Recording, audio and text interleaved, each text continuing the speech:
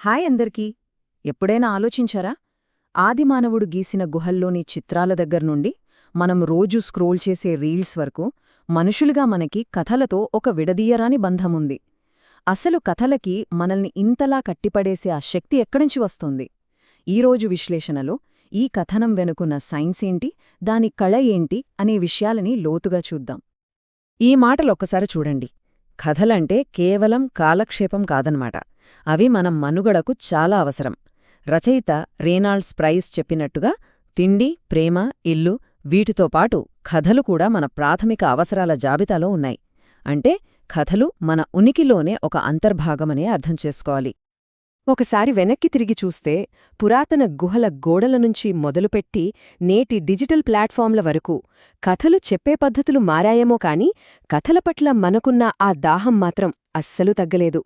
వేల సంవత్సరాలుగా మన అనుభవాలని, జ్ఞానాన్ని, సంస్కృతిని ఇలా ఒక తరం నుంచి మరో తరానికి అందిస్తూ వస్తున్నది ఈ కథల రూపంలోనే కదా. సరే, కథల చరిత్ర బాగుంది, కాని అసలు మాజిక్ ఎక్కడుంది? కథ వెనుక ఉన్న సైన్స్లోకి వెళ్దాం. మనం ఒక మంచి కథ వింటున్నప్పుడు మన బ్రెయిన్ లోపల అసలేం జరుగుతుంది? మన మెదడుపై కథలు ఇంత పవర్ఫుల్ ప్రభావాన్ని ఎలా చూపిస్తాయి?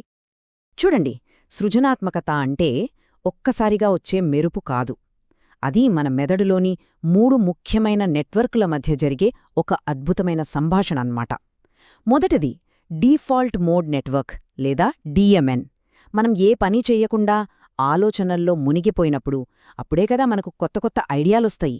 అదంతా దీని పని. ఇక రెండోది ఎగ్జిక్యూటివ్ కంట్రోల్ నెట్వర్క్ లేదా ఈసీఎన్. ఇది ఆ ఐడియాలని ఒక పద్ధతిలో పెట్టి వాటిని మెరుగుపరచడానికి హెల్ప్ చేస్తుంది. ఇక మూడోది సేలియన్స్ నెట్వర్క్ లేదా ఎస్ఎన్. ఇది ఈ రెండింటి మధ్య ఒక స్విచ్ లాగా పనిచేస్తూ ఏ ఆలోచనపై ఫోకస్ చెయ్యాలో నిర్ణయిస్తుంది. ఇప్పుడు అసలు విషయమేంటంటే, ప్రొఫెషనల్ ఆర్టిస్టులు, రైటర్స్ ఉంటారు కదా, వాళ్ల బ్రెయిన్స్లో ఈ డిఎంఎన్ మరియు ఈసీఎన్లలో గ్రే వైట్ మ్యాటర్ కాన్సంట్రేషన్ ఎక్కువగా ఉంటుందని రీసెర్చ్లో తేలింది. దీని అర్థమేంటో తెలుసా? ప్రాక్టీస్ చేయడం ద్వారా మనం మన బ్రెయిన్ని అక్షరాలా మరింత క్రియేటివ్గా మార్చుకోవచ్చు. ఇదే న్యూరోప్లాస్టిసిటీ యొక్క పవర్. మన బ్రెయిన్ క్రియేటివ్గా 2 రకాలుగా ఆలోచిస్తుంది. ఒకటి డైవర్జెంట్ థింకింగ్. ఇది డిఎంఎన్ కంట్రోల్లో ఉంటుంది. అంటే ఒక సమస్యకు 100 రకాల పరిష్కారాల గురించి ఫ్రీగా ఆలోచించడం. ఇక రెండోది ఇన్సైట్. ఇది ఈసీఎన్ ద్వారా జరుగుతుంది. అంటే నెమ్మదిగా ఒకే విషయంపై ఫోకస్ చేసి ఆహా, ఇదే సొల్యూషన్ అనిపించే ఆ ఒక్క పాయింట్ని పట్టుకోవడం. గ్రేట్ క్రియేటివిటీకి ఈ రెండింటి మధ్య బ్యాలెన్స్ చాలా అవసరం. సరే, కథలు మన బ్రెయిన్పై ఎందుకంత ప్రభావం చూపిస్తాయో చూశాం. ఇప్పుడు అసలు విషయానికొద్దాం. ఒక గొప్ప కథను ఎలా నిర్మించాలి? దాని వెనుకున్న బేసిక్ ప్రిన్సిపల్స్ ఏంటో చూద్దాం. ఇది కథ చెప్పడంలో సీక్రెట్ ఫార్ములా లాంటిది. ప్రపంచంలో మనం చూసే దాదాపు ప్రతి గొప్ప కథ, సినిమా, నవల అన్నీ ఈ 3 యాక్ట్ స్ట్రక్చర్ని ఫాలో అవుతాయి. మొదట పరిచయం అంటే సెటప్, తర్వాత సంఘర్షణ అంటే కాన్ఫ్రంటేషన్, చివరగా పరిష్కారం అంటే రెజల్యూషన్. ఈ స్ట్రక్చర్ ఆడియన్స్ని కథల్లోకి లాగేసి చివలి వరకు వాళ్ళని కట్టిపడేస్తుంది. ఆ 3 అంచెల నిర్మాణానికి ప్రాణం పోసేవి ఈ 3 ముఖ్యమైన అంశాలు: ఒక స్ట్రాంగ్ ప్లాట్, గుర్తుండిపోయే క్యారెక్టర్లు, మరియు కథను చెప్పే ఒక యునీక్ పాయింట్ ఆఫ్ వ్యూ. సరే, ఈ థియరీ అంతా బాగానే ఉంది, కానీ వీటిని ప్రాక్టికల్గా అంటే రియల్ వరల్డ్లో ఎలా వాడుతున్నారో కొన్ని ఎగ్జాంపుల్స్తో చూస్తే మనకింకా బాగా అర్థమవుతుంది. బిజినెస్లో, మార్కెటింగ్లో స్టోరీస్ ఎందుకంత ఎఫెక్టివ్గా ఉంటాయో ఈ చార్ట్ క్లియర్గా చూపిస్తోంది. అవి కేవలం ప్రోడక్ట్ ఫీచర్లు చెప్పి అమ్మేయడం కాదు, కస్టమర్తో ఒక ఎమోషనల్ బాండ్ని క్రియేట్ చేస్తాయి. అందుకే కదా మనకి ఫ్యాక్ట్స్ నంబర్స్ కన్నా కథలు చాలా కాలం గుర్తుంటాయి. మోడర్న్ మార్కెటింగ్లో స్టోరీ టెల్లింగ్కి ఇదొక బ్రిలియంట్ ఎగ్జాంపుల్. ఈఎల్ఎఫ్ కాస్మెటిక్స్ తమ ప్రొడక్ట్ గురించి ఒక మామూలు యాడ్ తీయలేదు.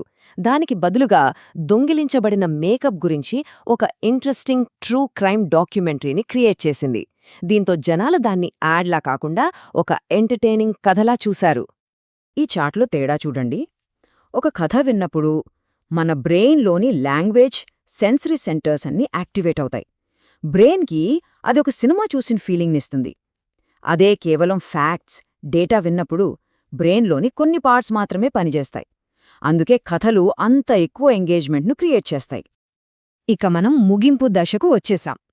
ఇక్కడ మనం గుర్తుపెట్టుకోవాల్సిన విషయమేంటంటే, కథ చెప్పడం అనేది కేవలం కొందరికే ఉన్న వరం కాదు.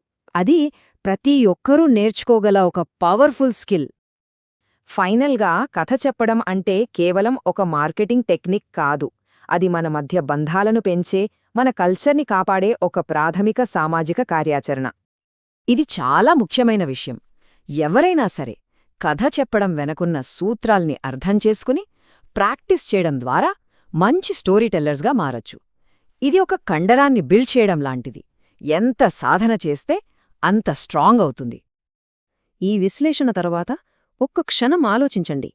ప్రతి ఒక్కరి జీవితంలో చెప్పడానికి ఒక కథ ఉంటుంది. ఒక అనుభవం, ఒక పాఠం, ఒక కళ, ఏదైనా కావచ్చు. ఈ సూత్రాలను ఉపయోగించి మీరు ప్రపంచానికి ఏ కథ చెప్పాలనుకుంటున్నారు? ఆలోచించండి. మీ కథ ఏమిటి?